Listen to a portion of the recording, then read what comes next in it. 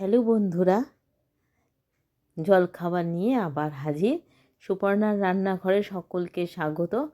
হ্যাঁ, আজকে কিন্তু মাশরুম দিয়ে একটা জলখাবারের ব্যবস্থা করা হচ্ছে।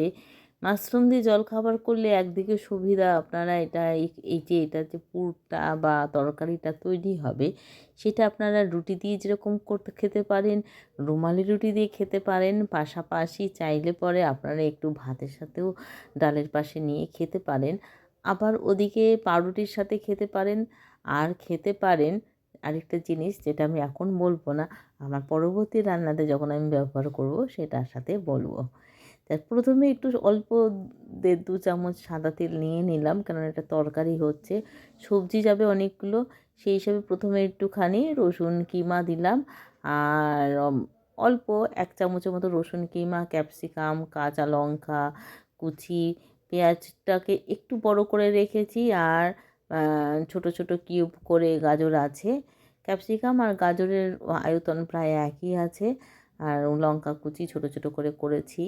যেহেতু আমাদের বাড়িতে একেবারে শিশু বলতে যা বোঝায় তা কেউ নেই, ঝালটা বরাবর আমি একটু কমই খাই। তো সেই হিসাবে রান্নাতে ঝালটা একটু কম দেওয়ার চেষ্টা করি।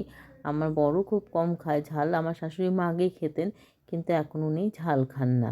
যাই হোক, রান্নাটা যেইভাবেই করি না কেন, এটা ভেজিটেরিয়ান নন ভেজিটেরিয়ান সবাই কিন্তু খেতে পারবেন।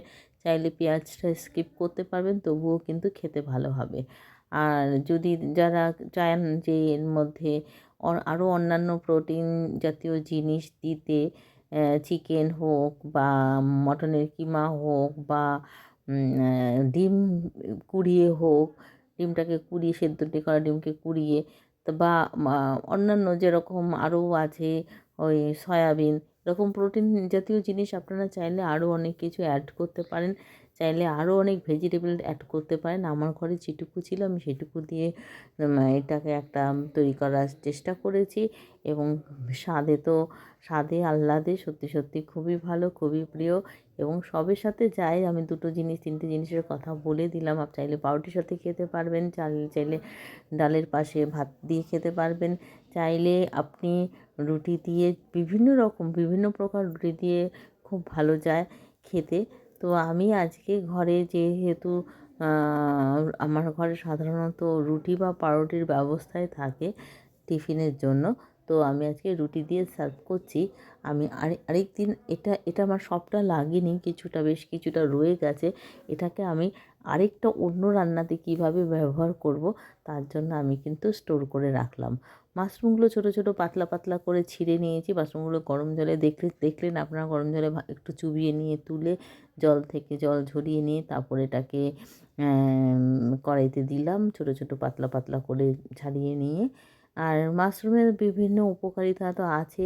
এবার চিকেনগুলো ইচ্ছে করে আমি এরকমভাবে করে দিচ্ছি, আপনারাও এরকমভাবে দেবেন। না হলে কী হবে, আপনার বাচ্চা, আমার বাড়িতে ছোটো বাচ্চা নেই, আপনার বাচ্চারা কী করবে, চিকেনগুলো বেছে বেছে খেয়ে বাকি তরকারিটা খাবে না। এবার যদি পুরোটা এরকমভাবে মিশিয়ে দেন, তাহলে কিন্তু তরকারিটা পুরোটাই খাবে, কারণ ওর তো মুখে প্রতি বাইটে ওর মধ্যে চিকেনটা যেহেতু পড়বে। আর বাচ্চারা সত্যি কথা বলতে গিয়ে বাচ্চারা ডিম আর চিকেন সবচেয়ে বেশি ভালো খায়। আর এই দেখে নিচ্ছেন আপনারা তরকারিটাকে করছি। এবার ঢাকা চাপা ছিল বলে জলটা একটু উঠে এসছে।